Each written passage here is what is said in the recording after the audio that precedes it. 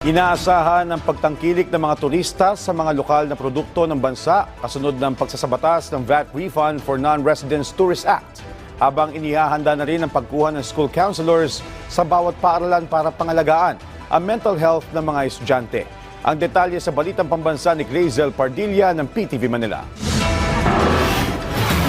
Napabibilis man ng social media ang komunikasyon sa magulang at kaibigan ni Melfi, naghihinay-hinay pa rin siya sa paggamit nito. Pinagmumulan raw kasi ito minsan ng kanyang stress. May mga dapat pong hindi po makita ng mga bata. Katulad po yung mga nag-aaway po, makikita ka ng mga bastos, kinahide ko po para hindi ko na po makita. Ang dami naman ang ginagawa sa eskwelahan ang pinag-uugatan umano ng stress ng anak ni Kathy. Kaya diskarte niya bilang magulang. May bonding talaga po. Lumalabas kami, nagsisimba para po kahit pa paano na-enjoy pa rin nila yung pagiging bata nila.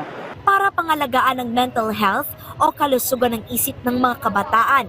Ngayong araw, isinabatas si Pangulong Ferdinand R. Marcos Jr.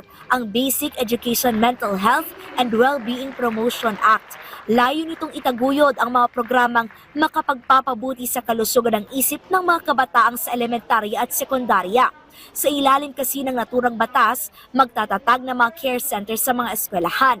Magbubukas ng 4,600 plantilla posissions para magkaroon ng school counselors sa mga paaralan na magbibigay ng libreng counseling, stress management at bawasan ang stigma sa mental health. When our learners and school personnel are mentally healthy, academic performance improves. Absenteeism decreases, and a culture of compassion and understanding flourishes. Beyond being a safeguard to our youth and school personnel, this law is also an investment in the intellectual, emotional, and social future and development of our nation. Ngayong araw din ganap ng batas ang VAT Refund for Non-Residents Tourists Act.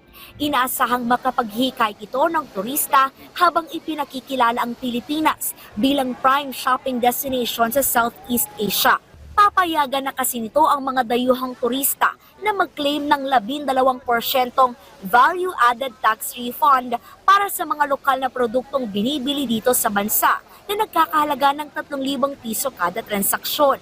Ayon kay Pangulong Ferdinand Marcos Jr., inaasahang tataas ng 30% ang gastos sa mga turista sa bansa na malaking tulong para sa maliliit na negosyo at lokal na industriya. This VAT refund program will help put a spotlight to our rich local offerings. Our signature products such as Marikina shoes, the intricate hand-woven textiles from the northern provinces, the timeless craftsmanship of Filipino barong all stand to benefit from this measure. These products tell our stories, and now, with the VAT refund, they will be able to be more accessible to global consumers, elevating once again our stature in the global market. Mas dadami pa yung revenues ng bansa dahil sa VAT refund mechanism para sa ating mga turista. And what that means is mas lalaki pa yung income ng ating mga small and medium enterprises at mas dadami pa yung trabaho para sa ating mga kababayan. Grazel Pardilla, Balitang Pambansa.